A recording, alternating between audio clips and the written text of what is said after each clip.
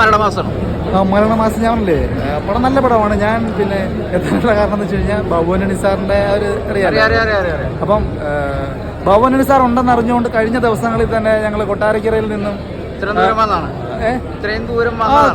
കഴിഞ്ഞ ദിവസം തന്നെ വന്നായിരുന്നു.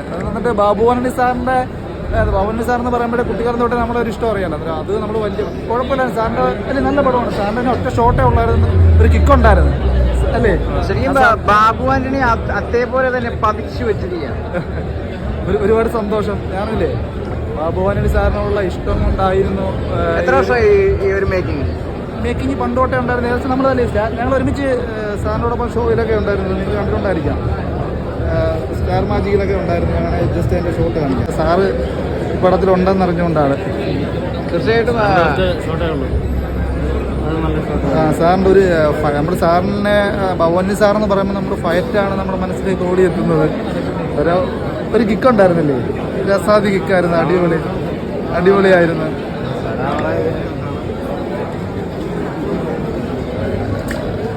കഴിഞ്ഞ ദിവസം തന്നെ നമ്മൾ കൊട്ടാരക്കരയിൽ നിന്ന് എത്തിയതാണ്. തീർച്ചയായിട്ടും പടം മൊത്തത്തിൽ അടിപൊളിയല്ലേ.